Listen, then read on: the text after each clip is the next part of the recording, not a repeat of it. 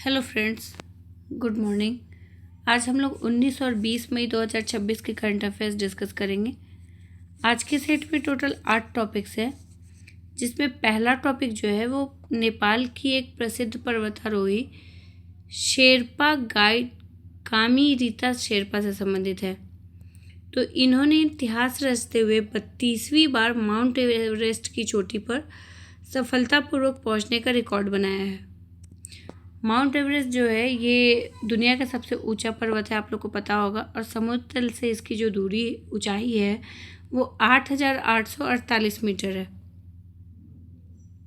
तो इस पे लगातार 32वीं बार चढ़ाई करके इन्होंने इतिहास रच दिया है। और 56 वर्षीय कामी रीता जो है ये नेपाल के समय अनुसार सुबह 10:12 पर दक्षिण पूर्व रीज मार्ग से दुनिया के सबसे ऊंची चोटी को फतह किया है इन्होंने। माउंट एवरेस्ट नेपाल और चीन की तिब्बत स्वायत्त क्षेत्र की सीमा पर स्थित है। और सबसे पहले इस पे चढ़ाई किसने की थी? एडमंड हिलेरी और तेंजिंग नोर्गे। इन्होंने 1953 में पहली बार इस पे चढ़ाई की थी। और अभी नेपाल की पर्वतारोही कामी रीता शेरपा ने 32वीं बार चढ़ाई की है इस पे। नेक्स्ट टॉपिक इबोला वायरस से संबंधित है। तो WHO ने कांगो लोकतांत्रिक गणराज्य और युगांडा में फैले इबोला वायरस प्रकोप को अंतर्राष्ट्रीय चिंता का सार्वजनिक आपातकाल घोषित कर दिया है। ये जो प्रकोप है ये मुख्य रूप से कांगो के पूर्वी इतूरी प्रांत में केंद्रित है, जबकि युगांडा की राजधानी कंपाला में भी संक्रमण के मामले सामने आए हैं। सार्वजनिक स्वास्थ्य आपातकाल यानी कि public health emergency of international concern क्या होता है? तो ये एक औपचारिक घोषणा होती है जो अंतर्राष्ट्रीय स्वास्थ्य विनियम 2005 के तहत जारी की जाती है। और इसका उपयोग उन परिस्थितियों में किया जाता है जब किसी बीमारी का प्रसार अन्य देशों के लिए खतरा बन सकता है और अंतर्राष्ट्रीय सहयोग की आवश्यकता पड़ती है। इबोला वायरस जो है ये एक गंभीर वायरल रक्तस्रावी बुखार है जो इबोला वायरस समूह के वायरस से फैलता है। तो ये वायरस से फैलने वाला बुखार है, बीमारी है, ये भी ध्यान में रखिएगा। ये बायो का क्वेश्चन है, बायो में इस तरह के क्वेश्चन पूछे जाते हैं कि इबोला संक्रमण जो है वो जीवाणु की वजह से होता है या विषाणु की वजह से होता है। तो ये वायरस की वजह से होता है, ये ध्यान में रखिएगा। नेक्स्ट टॉपिक, भारत सरकार ने CAFE-3 ढांचे का मसौदा तैयार किया है।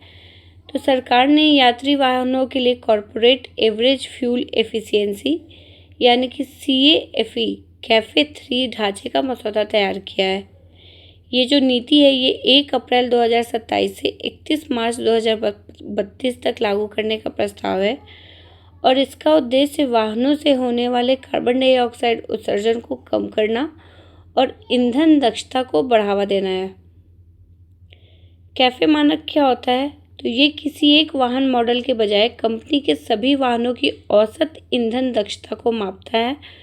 और भारत में ये प्रणाली ऊर्जा दक्षता ब्यूरो के अधीन संचालित होती है, जो ऊर्जा मंत्रालय के अंतर्गत कार्य करता है। ऊर्जा दक्षता ब्यूरो जो है वो भारत के ऊर्जा मंत्रालय के अंतर्गत कार्य करता है। इन मानकों का उद्देश्य क्या है? तो ईंधन खपत को कम करना और वाहन उद्योग को अधिक पर्यावरण अनुकूल बनाना, इसी उद्देश्य से इसका मसौदा तैयार किया गया है। और नई नीति के अंतर्गत वित्त वर्ष 2027 के अंत तक यात्री वाहनों के औसत उत्सर्जन को लगभग 113 ग्राम प्रति किलोमीटर से घटाकर वित्त वर्ष 2032 में 78.9 ग्राम प्रति किलोमीटर का लक्ष्य रखा गया है। अगर कोई वाहन निर्माता निर्धारित उत्सर्जन लक्ष्य से बेहतर प्रदर्शन करता है तो उसे अतिरिक्त कार्बन क्रेडिट भी मिलेगा और इस क्रेडिट को वो अन्य कंपनियों को बेच सकता है। ऊर्जा दक्षता ब्यूरो जो है ये गणना के आधार पर ईंधन को E20 से बदलकर E25 करने की तैयारी कर रहा है। E20 और E25 का मतलब क्या हुआ? तो E25 में 25% एथेनॉल मिश्रित होता है, जबकि E20 में 20% एथेनॉल मिश्रित होता है। तो ऊर्जा दक्षता ब्यूरो अब E20 की जगह E25 ईंधन को E25 में बदलने की तैयारी कर रहा है। नेक्स्ट छोटा सा टॉपिक है, इराक के नए प्रधानमंत्री बने हैं, तो बस उनका नाम जान लीजिए, अली फालिह कादिम अल जैदी। ये इराक के नए प्रधानमंत्री का नाम है। नेक्स्ट टॉपिक भारत के स्वास्थ्य क्षेत्र से संबंधित है।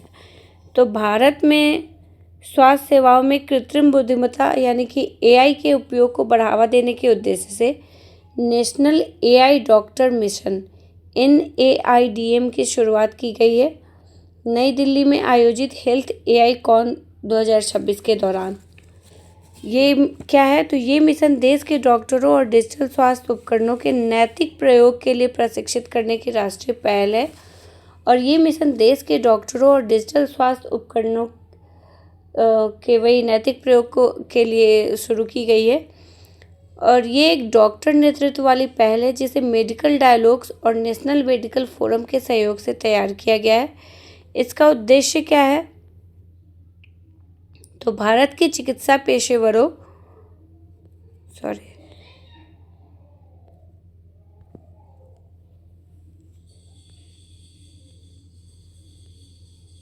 इसका उद्देश्य है भारत के चिकित्सा पेशेवरों को AI की बुनियादी समझ, व्यावसायिक कौशल और नैतिक दिशा निर्देशों से परिचित कराना। इस पहल के तहत डॉक्टरों को मशीन लर्निंग, डिजिटल ट्रायज, निर्माण सहायता प्रणाली और मेडिकल इमेजिंग विश्लेषण जैसे आधुनिक तकनीकों के उपयोग के बारे में जानकारी दी जाएगी। और इसके साथ ही ये भी सुनिश्चित किया जाएगा कि AI का प्रयोग मरीजों की सुरक्षा और गोपनीयता को ध्यान में रखते हुए किया जाए। जब भी AI का प्रयोग होता है तो डेटा की गोपनीयता का सवाल पैदा हो जाता है, तो ये भी ध्यान रखा जाएगा इसके तहत कि मरीजों की सुरक्षा और गोपनीयता को ध्यान में रखा जाए। ये mission digital India, national digital health mission और विकसित भारत की व्यापक सोच के अनुरूप कार्य करेगा। नेक्स्ट टॉपिक छत्तीसगढ़ से संबंधित है। तो केंद्रीय गृह मंत्री अमित शाह ने 18 मई 2026 को छत्तीसगढ़ में CG डायल 112 सेवा के लिए 400 आपातकालीन प्रतिक्रिया वाहनों को हरी झंडी दिखाई है। इस अवसर पर उन्होंने राज्य के सभी 33 जिलों के लिए 33 मोबाइल फॉरेंसिक साइंस प्रयोगशालाओं का भी उद्घाटन किया है। अब ये डायल 112 है क्या, तो ये भारत की एक एकीकृत आपातकालीन सेवा संख्या है जिसका उपयोग पुलिस, अग्निशमन, चिकित्सा सहायता और आपदा प्रबंधन इन सभी सेवाओं के लिए किया जाता है। अभी तक अलग अलग सेवाओं के लिए अलग अलग नंबर डायल करने होते थे, जैसे पुलिस से कांटेक्ट करने के लिए 100 डायल करना होता था, अग्निशमन के लिए अलग नंबर था, तो चिकित्सा के लिए, एम्बुलेंस के लिए अलग नंबर होता था। तो उन सब के बजाय अब एक नंबर 112 पे डायल करके ये सारी सुविधाओं को प्राप्त किया जा सकता है। छत्तीसगढ़ में CG डायल 112 सेवा पहले केवल 16 जिलों में संचालित होती थी, लेकिन अब इसका विस्तार राज्य के सभी जिलों में हो गया है। और मोबाइल फॉरेंसिक साइंस प्रयोगशालाएं जो होती हैं, ये विशेष उपकरणों से लैस वाहन होते हैं जिनका उपयोग अपराध स्थल की वैज्ञानिक जांच और साक्ष्य संग्रह में किया जाता है। छत्तीसगढ़ में शुरू की गई 33 नई इकाइयाँ पुलिस टीमों को घटनास्थल पर तत्काल तकनीकी सहायता प्रदान करेंगी और इन प्रयोगशालाओं के माध्यम से अपराध जांच की प्रक्रिया तेज होगी और साक्ष्यों को वैज्ञानिक तरीके से सुरक्षित रखने में मदद मिलेगी। तो ये छत्तीसगढ़ में शुरू किया गया है डायल 112 सेवा। नेक्स्ट टॉपिक भारत की पहली बुलेट ट्रेन परियोजना से संबंधित है। तो भारत की पहली बुलेट ट्रेन परियोजना Mumbai Ahmedabad high speed rail corridor ने एक महत्वपूर्ण चरण को पार कर लिया है। 18 मई 2026 को नई दिल्ली स्थित रेल मंत्रालय में इस परियोजना की पहली बुलेट ट्रेन का डिज़ाइन आधिकारिक रूप से प्रस्तुत किया गया और ये परियोजना भारत में अत्याधुनिक हाई स्पीड रेल नेटवर्क की शुरुआत मानी जा रही है और इसमें जापान की प्रसिद्ध शिंकानसेन तकनीक का प्रयोग किया जा रहा है। Mumbai Ahmedabad high speed rail corridor की कुल लंबाई जो है वो 508 किलोमीटर है और ये मार्ग महाराष्ट्र, गुजरात और केंद्र शासित प्रदेश दादरा और नगर हवेली को जोड़ता है। इस कॉरिडोर में कुल 12 स्टेशन शामिल हैं, जिसमें मुंबई, ठाणे, विरार, बोईसर, वापी, बिलिमोरा, सूरत, भरूच, वडोदरा, आनंद, अहमदाबाद और साबरमती प्रमुख हैं।